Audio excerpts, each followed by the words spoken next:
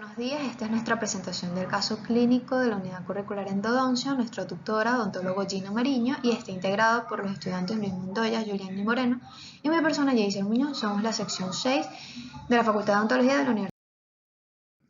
Los datos personales del paciente. Es una paciente femenina de 32 años de edad que tiene como ocupación comerciante informal y reside en la avenida Bolívar Vieja de Naguanagua. Pertenece al grupo étnico caucásico. El motivo de la consulta, las palabras textuales de la paciente fueron: me duele al comer.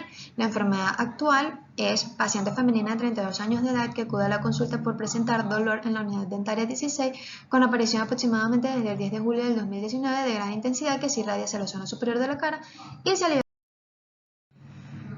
Los antecedentes personales es que esta paciente presentó amigdalitis, tiene ansiedad al momento de asistir a las consultas odontológicas, asma cuando era niña, tuvo rubiola chikungunya y era fumadora, que lo dejó en el año 2003. Los antecedentes familiares de la paciente es que su madre es hipertensa y su padre falleció por un evento cerebrovascular. En la anamnesis, la paciente presentó dolor que tiene una duración de más de 1 minuto. Le duele desde hace una semana. El tipo de dolor es continuo, irradiado y pulsante.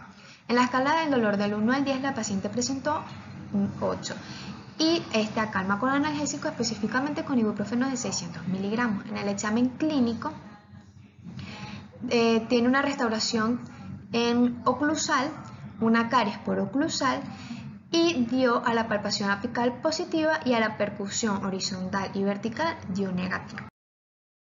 En el examen radiográfico, como podemos ver en el tercio coronal, presenta una imagen radiopaca que es compatible con una restauración. Esta restauración podemos decir que es defectuosa ya que tiene halos radiolúcidos que se dirige hacia la cámara pulpar, es bastante extensa, que esta es compatible con una imagen radiolúcida con pérdida de sustancia mineralizada.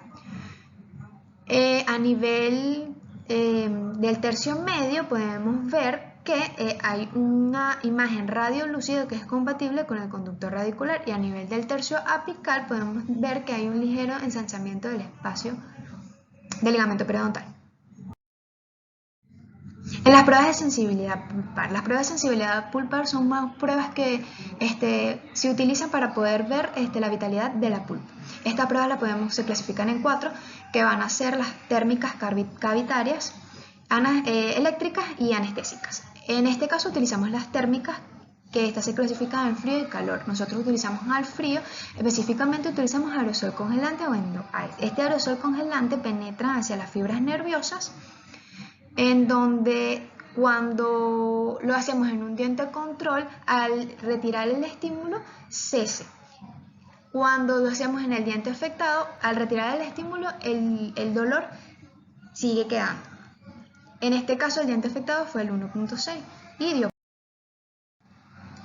El diagnóstico presuntivo a nivel pulpar fue la pulpitis irreversible. La pulpitis irreversible es aquella inflamación de la pulpa que no tiene capacidad para que se devuelva su vitalidad.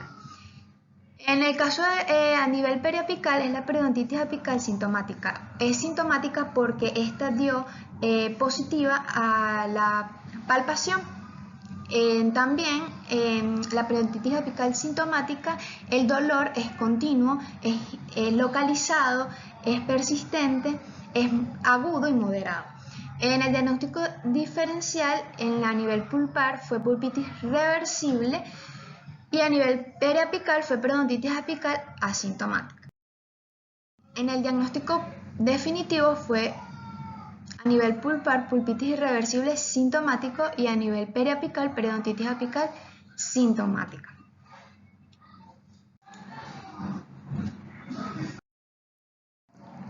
En cuanto a la preparación del sistema de conductos radiculares, aquí vamos a tener un cuadro donde vamos a ver los 3 conductos que presentó la unidad dentaria que trabajamos, como lo es el conducto mesiovestibular, el distovestibular y el conducto palatino.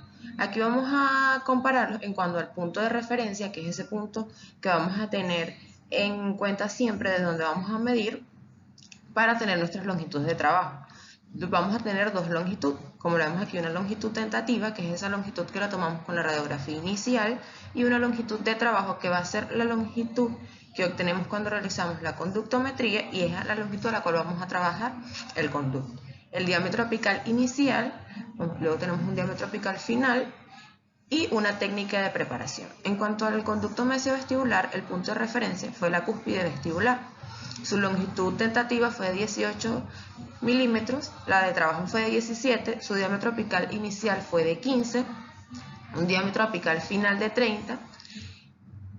En cuanto al conducto distovestibular, vamos a tener que su punto de referencia fue la cúspide vestibular con una longitud tentativa de 19 milímetros, una de trabajo de 18 milímetros, el diámetro apical inicial de 20, el diámetro apical final de 35. Y el conducto palatino, su punto de referencia fue la cúspide palatina, su longitud tentativa de 19 milímetros, de trabajo de 18 milímetros, un diámetro apical inicial de 25, un diámetro apical final de 40. Y en cuanto a la técnica de preparación, en los tres conductos fue la misma, que es la técnica doble conicidad, la cual vamos a explicar más adelante. En cuanto a la obturación, vamos a tener que el conducto mesiovestibular tuvimos como cono maestro uno de 30. En cuanto al disto vestibular, su cono maestro fue de 35 y el palatino de 40.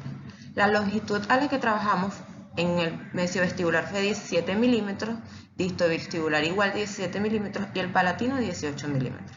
El tipo de cemento sellador que utilizamos fue el Celapet, que es un tipo de cemento que no nos va a manchar la estructura dentaria y además tiene capacidades de cicatrización. La técnica de obturación fue la técnica de condensación lateral. Esta técnica lo que busca, o ya se basa principalmente, en sellar el conducto tridimensionalmente, es decir, hacer un conducto hermético. Ella la vamos a realizar por medio de un cemento sellador, en este caso el Celapet, y un cono maestro. Este cono maestro va a hacer aquel cono que encaje perfectamente en la constricción apical. Luego con ayuda de los espaciadores digitales, vamos a condensar, como su nombre lo dice, de manera lateral, logrando abrir espacio para posteriormente colocar unos conos accesorios, los cuales van a ser unos conos de menor tamaño que el cono maestro. La calidad de la obturación, como lo podemos ver aquí, fue homogénea en los tres conductos. Aquí tenemos la radiografía de control de obturación, que es la radiografía que tomamos después que hacemos toda la técnica de condensación lateral, para verificar que el conducto haya sido obturado de manera tridimensional. En cuanto a las sesiones del tratamiento, el tratamiento lo dividimos en dos sesiones. La primera sesión, que se realizó el 22 de julio del 2019, en esta sesión realizamos la apertura y la eliminación de la caries. Además, se construyó la pared distal con ionómero de vidrio, ya que estaba destruida por el estado avanzado de la caries, y se realizó un alargamiento clínico de corona, el cual vamos a explicar más adelante. Y la neutralización de la cámara pulpar. En la segunda sesión, que fue el 2 de diciembre del 2019, realizamos la eliminación del provisional con el cual se había ido la paciente en la cita anterior, además la exéresis pulpar y la conformación de los conductos radiculares, además de una conductometría, un protocolo de irrigación final, la conometría y finalizamos con una obturación y la realización de una restauración definitiva. En cuanto al alargamiento clínico de corona, esto fue un paso necesario que tuvimos que hacer, ya que la grapa no se podía colocar en el diente. Primero porque teníamos una pared destruida totalmente, la cual, como ya le dije, reconstruimos con ionómero de vidrio, y la encía estaba en una posición que no nos permitía el completo agarre de la grapa. Esto lo realizamos en tres pasos. Primero hicimos una anestesia del área quirúrgica, donde colocamos una técnica de anestesia infiltrativa. Allí bloqueamos el nervio alveolar superior, medio y posterior, ya que es una unidad 6. También colocamos anestesia intrapapilar para que la técnica de anestesia fuera más efectiva. Luego hicimos un sondaje periodontal, donde medimos todas las proporciones de la encía en cuanto al diente. Y por último hicimos una incisión con un mango de bisturí número 15, una hoja de bisturí número 15 en un mango número 3. Esta incisión fue de 3 milímetros, donde retiramos un colgajo y dimos un alargamiento, como su nombre le dice, de la corona para la posterior agarre de la grapa. En cuanto al pronóstico, el pronóstico de esta paciente es bueno, ya que es una paciente colaboradora que además no presenta lesiones aparentes y es una paciente que está sistémicamente sana, que acudió a todas las consultas con regularidad y siguió los pasos del tratamiento. En cuanto al tratamiento que realizamos, fue un tratamiento endodóntico no quirúrgico. La evolución del paciente fue excelente y como lo observamos en las diferentes radiografías, la lesión apical y la lesión de origen bacteriano, como es la caries, evolucionaron clínicamente de manera favorable en cuanto a nuestro procedimiento.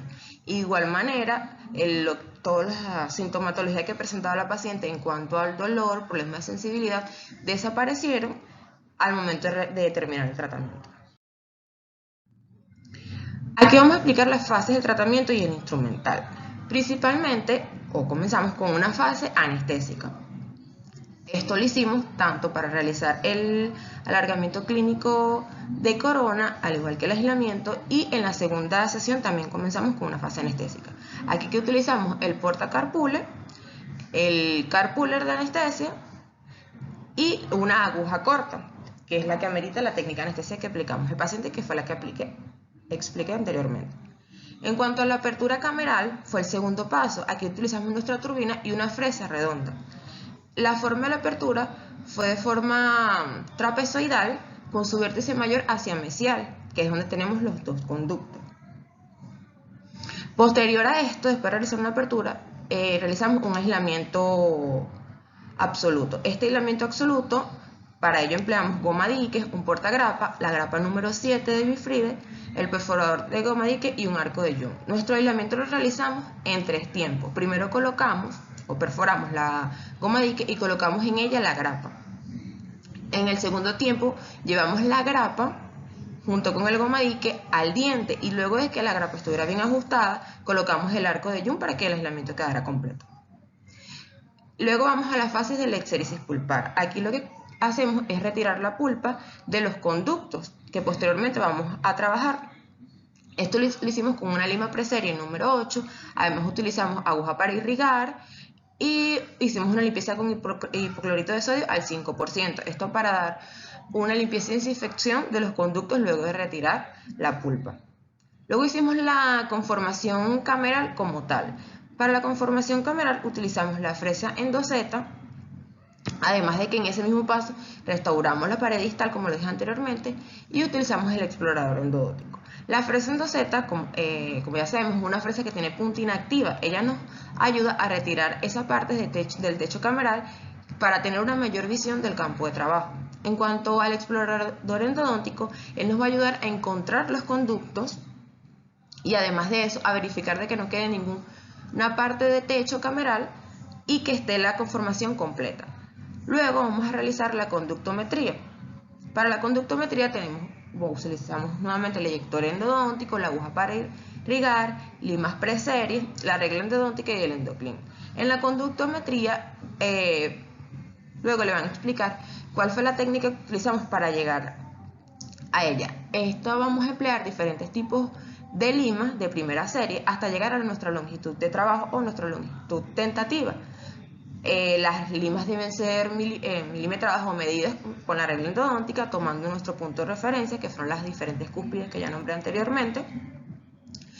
Luego de realizar todo este procedimiento, tomamos la radiografía de conductometría a ver si estamos trabajando a la longitud establecida.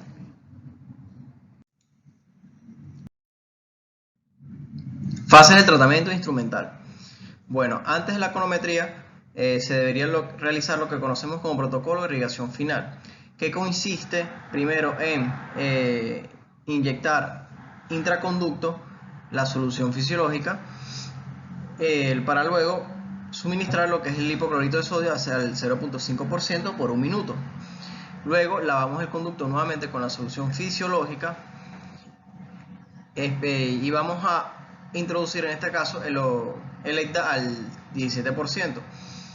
Luego volvemos a limpiar el conducto con solución fisiológica y ya quedaría listo el conducto o ya preparado para el siguiente paso, que en este caso sería la conometría.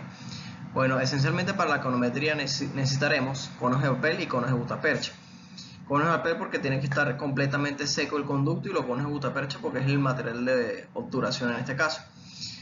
Luego en la obturación tenemos los materiales como conos de gutapercha nuevamente, celapets, los condensadores digitales, Mortenson, los pecatomas, mechero, alcohol para quemar y el silol para limpieza final del cameral para que no quede ningún parche o mancha rosada dentro del conducto. Bueno, tenemos a la técnica de instrumentación. En este caso aplicamos la técnica de doble conicidad, que esencialmente se divide en 3 fases. La primera fase tenemos que es una técnica crown down sin presión apical. La segunda fase tenemos que es esencialmente la conductometría. En este caso se usa la técnica convencional. Y la fase 3 tenemos que es la técnica de step back o refinamiento. Bueno, como se muestra aquí, ¿verdad? Tenemos la fase 1. En este caso empezamos en la lima más gruesa, en este caso la 70. Hicimos la crown down sin presión apical, lo que es importante, hasta llegar a la 15. Luego, dependiendo de cada conducto, en este caso la raíz mesiovestibular, empezamos con un diámetro apical inicial de 15, lo que fue la mesiovestibular. En la mesiodistal empezamos con un diámetro apical de 20 y la raíz palatina empezamos con un diámetro inicial de 25. Luego, este es en cuanto a la técnica de doble conicidad. Y bueno, una vez que se llega a esta lima, procedemos a la técnica de convencional, que sirve para ensanchar el conducto. Entonces, medimos o sumamos 4 limas de diferencia y nos va a dar el resultado.